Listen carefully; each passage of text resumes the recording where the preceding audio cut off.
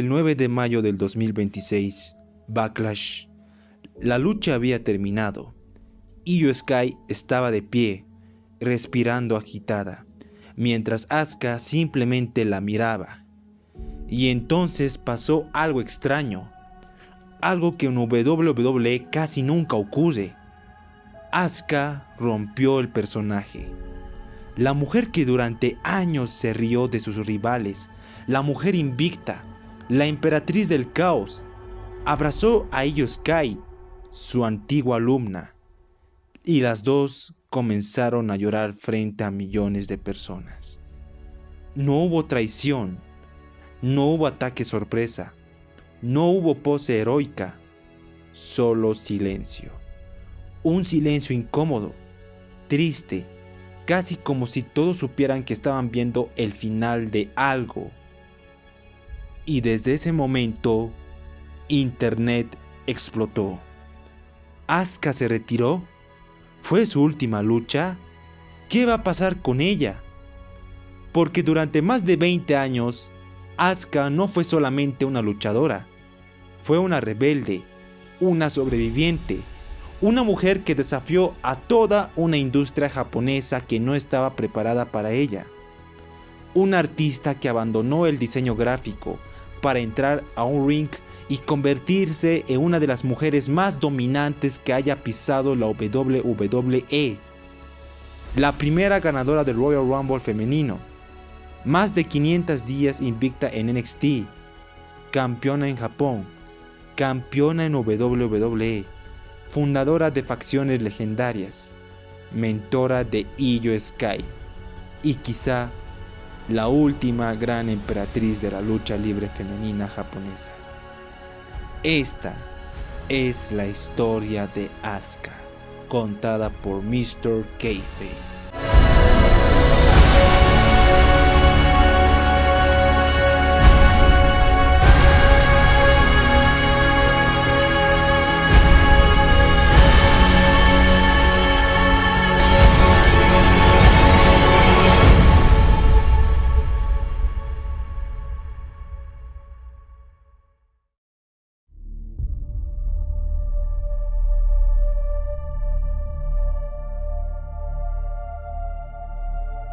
26 de septiembre de 1981, Osaka, Japón.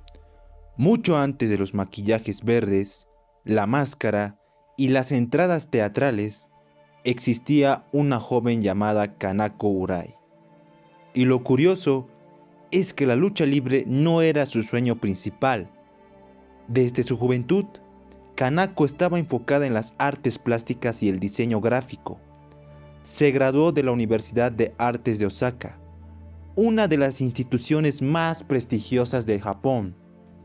Y honestamente, nadie imaginaba que aquella estudiante tranquila terminaría convirtiéndose en una máquina de destrucción dentro del ring. Pero algo empezó a cambiar. Mientras estudiaba diseño, Kana comenzó a obsesionarse con la lucha libre profesional, no como fanática, sino como alguien que quería vivir dentro de ese mundo. Y aquí es donde comienza el primer gran riesgo de su vida, porque dejar una carrera estable en Japón para dedicarse al wrestling femenino era prácticamente una locura. La lucha libre femenina japonesa era brutal, los entrenamientos eran infernales, las lesiones eran constantes, y muy pocas mujeres lograban sobrevivir a la industria. Pero Kana decidió hacerlo igual. Comenzó a entrenar con Yuki Ishikawa, fundador de las Butlers y uno de los nombres más respetados de la lucha técnica japonesa. Y aquí aparece algo importante. Kana no quería ser una luchadora tradicional. No quería sonreír como ídol japonesa. No quería verse adorable. No quería ser la chica bonita de la empresa. Ella quería verse peligrosa. Y eso, en Japón, causó incomodidad.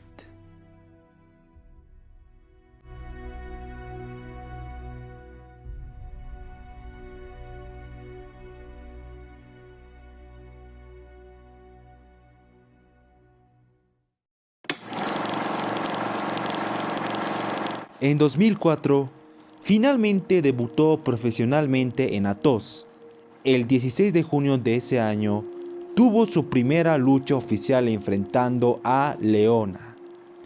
Todavía no existía Asuka, ni siquiera existía la Emperatriz, solo era Kana, una luchadora desconocida intentando sobrevivir.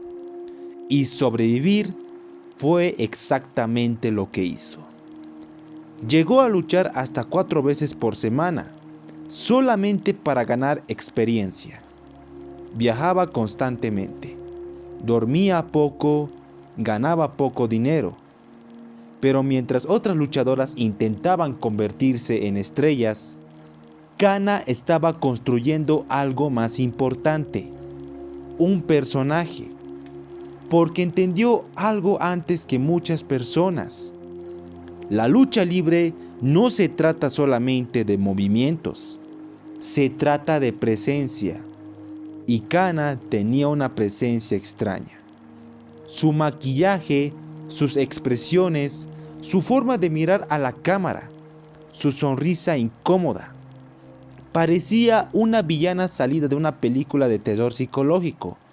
Y poco a poco empezó a llamar la atención en promociones como JWP, Pro Wrestling Hub y Smash. Pero justo cuando parecía despegar, llegó el golpe más duro.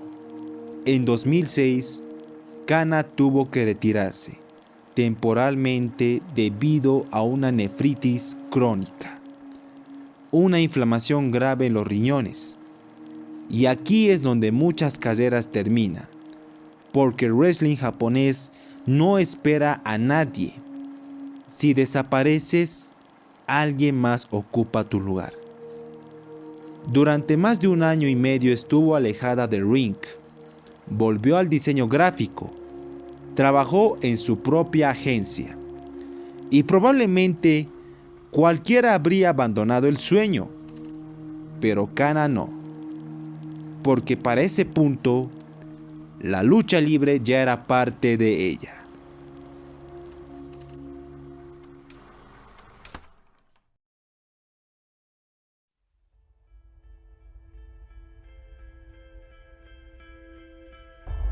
En 2007 regresó como freelancer y esta decisión cambiaría toda su carrera, porque al ser independiente, Kana podía luchar donde quisiera.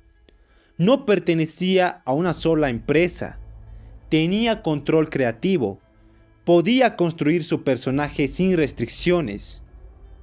Y aquí nació realmente la leyenda. 2010.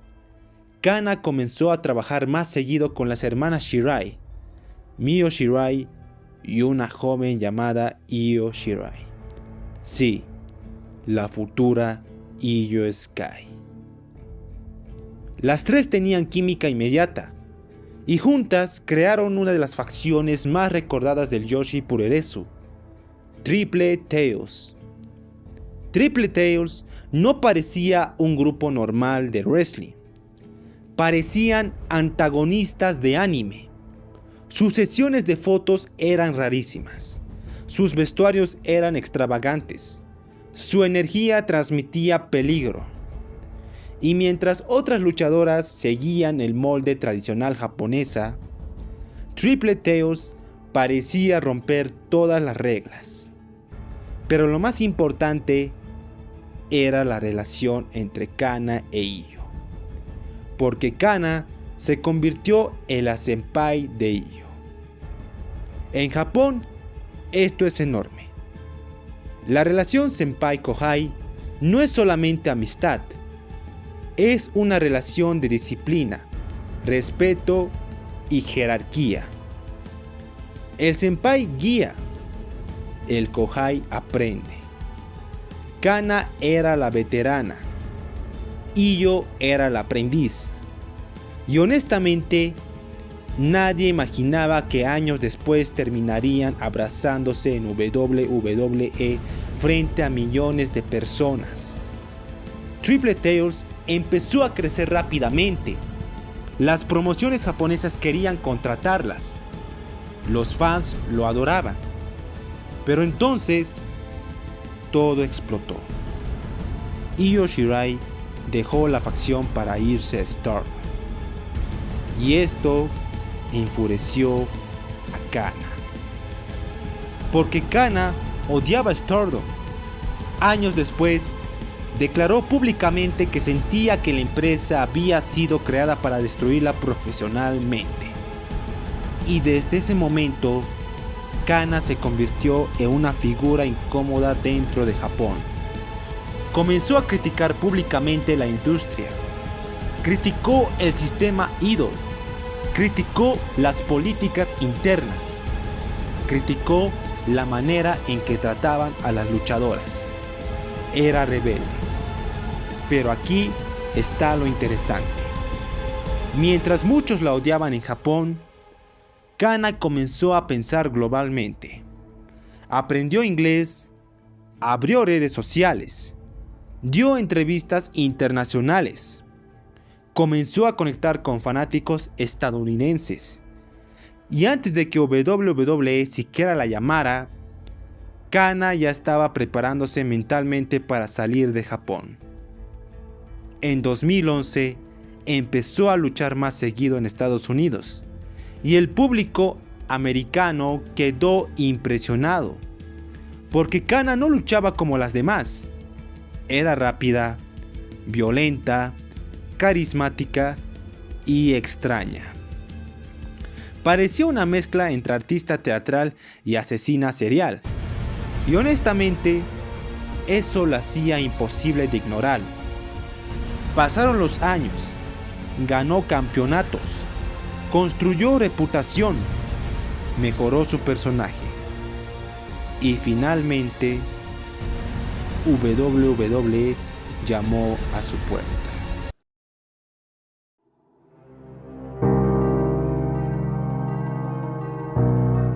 ...2015...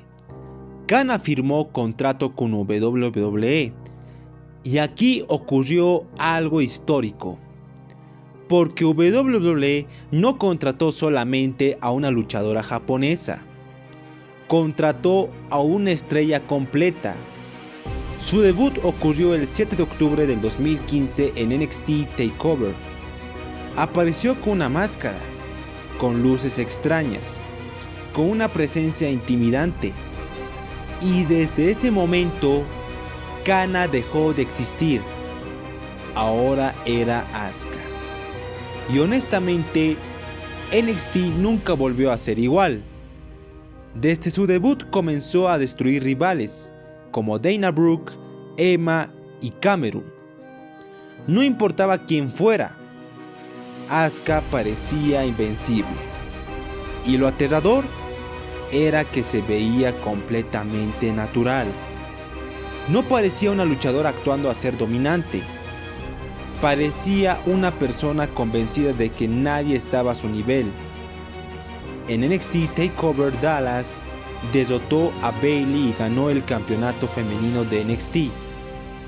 Y aquí comenzó el reinado más importante de toda su carrera. Más de 500 días como campeona, más de 500 días invicta, derrotando a Nia Jax, Mickie James, Bayley y Ember Moon. Todas caían. Y mientras la WWE intentaba construir nuevas estrellas, Asuka se convirtió accidentalmente en un monstruo imposible de derrotar. El público comenzó a obsesionarse con la pregunta: ¿quién va a derrotar a Asuka?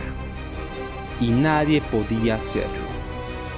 Tan dominante fue que terminó dejando vacante el campeonato cuando subió al roster principal en 2017. Ni siquiera perdió el título. Simplemente nadie pudo quitárselo. Y aquí es donde Asuka entró oficialmente a Raw.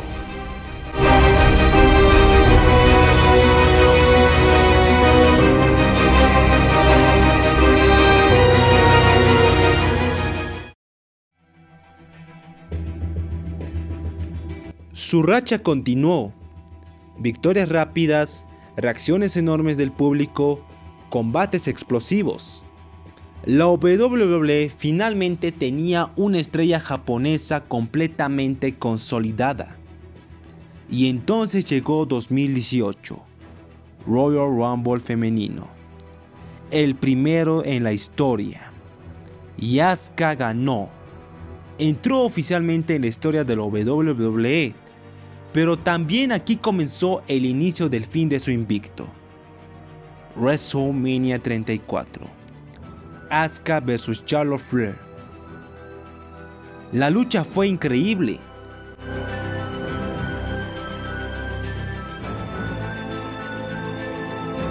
La tensión era enorme.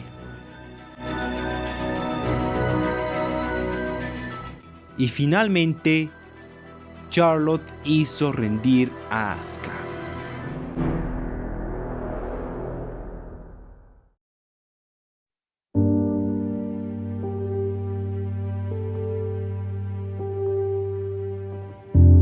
El invicto terminó. Y aunque la derrota fue histórica, muchos fanáticos sintieron que la WWE jamás volvió a tratarla igual después de eso. Y aún así, Asuka siguió adelante. Ganó el campeonato de SmackDown, ganó el campeonato de Raw, ganó títulos en parejas. Y aquí apareció nuevamente Io Sky. Aunque todavía estaba desde lejos. Porque mientras Asuka triunfaba en WWE, Io estaba creciendo hasta convertirse también en estrella mundial. Y eventualmente, sus caminos volvieron a cruzarse. Kabuki Warriors. Asuka y Kairi Sane dominaron la división en parejas. Pero lo más interesante vino después. Damage Control. Io Sky, Asuka y Kairi Sane. La Senpai y la Kohai finalmente juntas otra vez. Después de años, y honestamente, para quienes conocieron la historia de Triple Tails, esto era poético. Pero toda historia grande necesita un final. Y el final, Io Sky contra Asuka, alumna contra maestra. La lucha se sintió distinta, más emocional, más pesada. No parecía solamente un combate.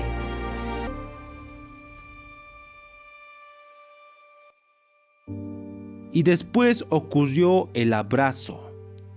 Ese abrazo que rompió el internet, porque no parecía parte del guión, parecía real, como si ambas entendieran perfectamente todo lo que habían vivido juntas desde Japón. Las Triple Tails, las traiciones, la separación, WWE, los campeonatos, los años. Todo terminó en ese momento. Y 2 días después, en Raw 11 de mayo del 2026, Asuka apareció frente a Io Sky y le dijo algo en japonés. Ite kimasu. Me voy, pero volveré. Y honestamente, esa frase destruyó emocionalmente a muchos fanáticos. Pero sonó exactamente como una despedida. Los rumores comenzaron inmediatamente. ¿La despidieron? ¿Se retiró?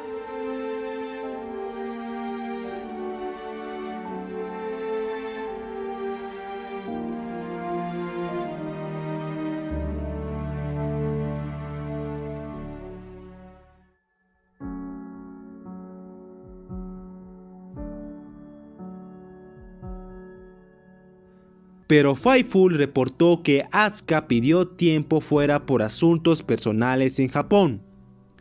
La WWE respetó su decisión y además todavía tiene un contrato a largo plazo con la empresa, así que quizá todavía no estamos viendo el final. Quizá solamente es una pausa, pero incluso si esto hubiera sido el último combate de Asuka, su legado ya es eterno, porque muy pocas personas lograron cambiar una industria completa. Y Asuka lo hizo. Desde Japón hasta WrestleMania, desde estudiantes de artes hasta emperatriz de la WWE. Sobrevivió enfermedades, sobrevivió críticas, sobrevivió cambios de empresas, sobrevivió a una industria que muchas veces intentó limitarla. Y aún así, terminó convirtiéndose en una de las luchadoras más importantes de todos los tiempos. Y quizá lo más increíble de todo es que todavía sentimos que nunca vimos la versión final de Asuka, porque algunas leyendas no desaparecen, solo se dejan un momento. Itekimasu.